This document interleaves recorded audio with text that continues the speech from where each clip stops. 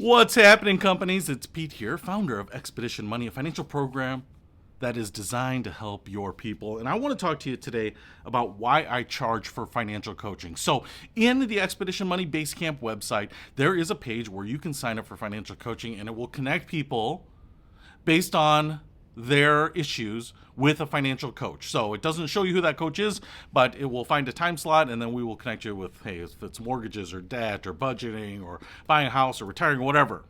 We'll get you connected with someone appropriate for you.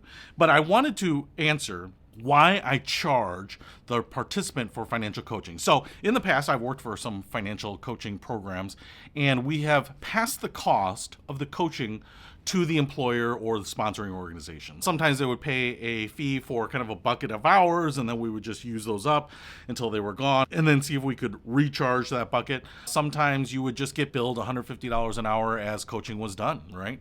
So those are all business models that exist, and they are fine.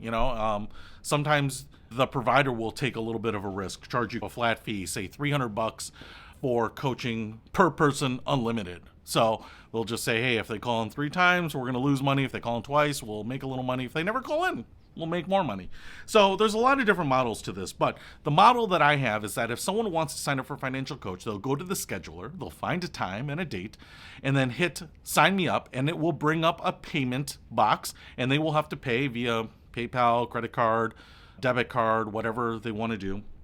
And they will have to prepay for that. Now, why do I do that? Why is that the only model that I provide for paying for financial coaching? So I'll talk about the things that can happen behind the scenes. But from an experience standpoint for the participant, I do that for a number of reasons.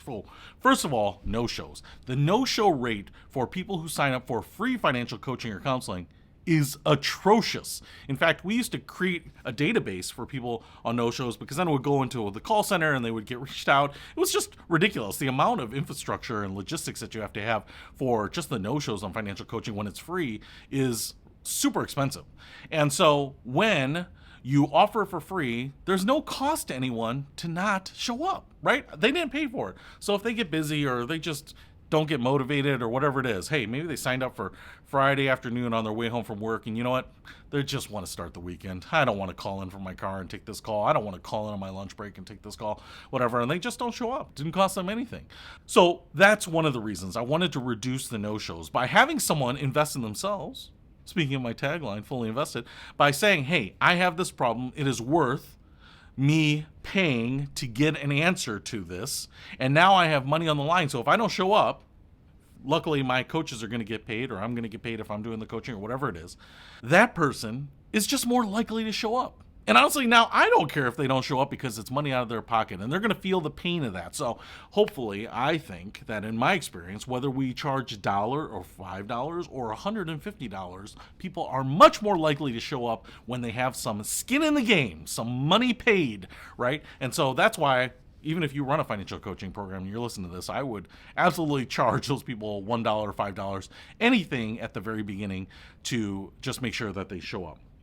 The second thing is because it gets them invested in it. It says, hey, I put money towards this. $50 could be 3 or 4 working hours of their time. Say if they're getting $12 or $15 an hour at their job, right? So they are putting some serious skin in the game. Now, if you're a high income earner, maybe, hey, $50, what is that to me? I collect $200 every time I pass go.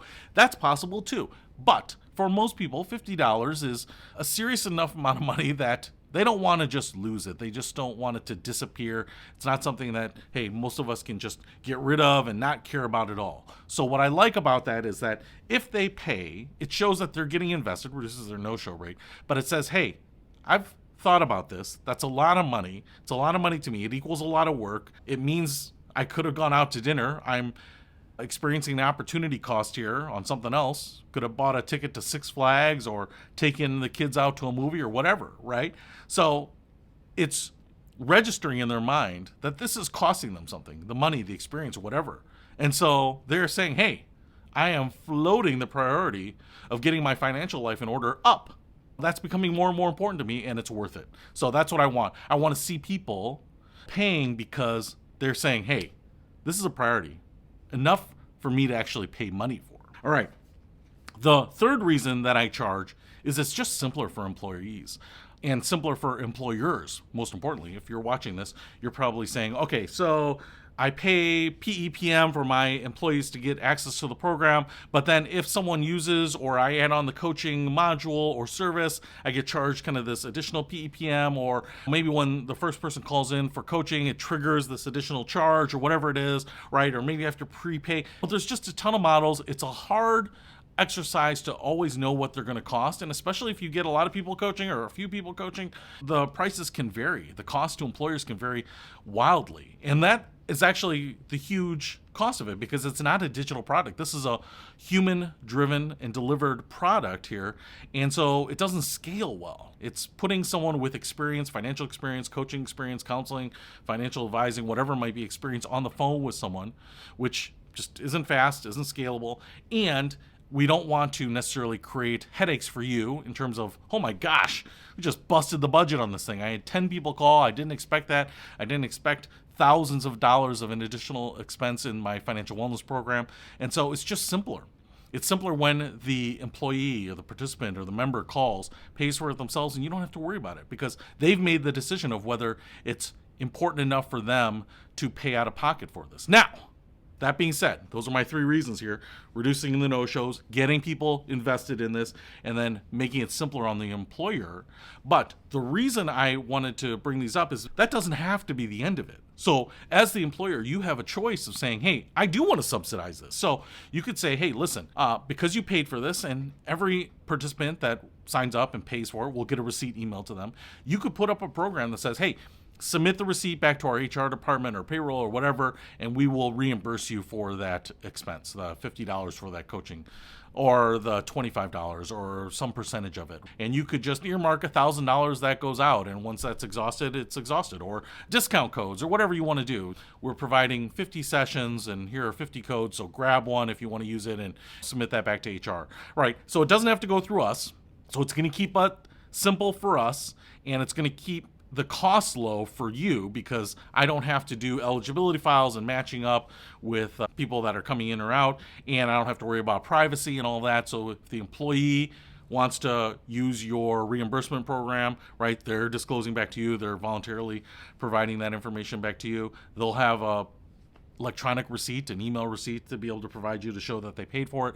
So the nice thing about it is there are certain ways that if you still want to be able to provide coaching for your employees at a free rate or a discounted rate, you can do it without having it be a huge production, monthly feeds and matching up lists and all that. Even though I charge for coaching to the employee, and sometimes the employer or the sponsoring organization or agency worries about that, it's actually simpler. It's actually the simplest and easiest way that I have found to implement financial coaching to people of all the variations that I have done before. So we've tried them all, and a lot of them get more expensive and more complicated very quickly. So I think it's the best one for you. I think it's the best one for your employees, and I know it's the best one for the organization. So I think it's a win-win-win all the way around.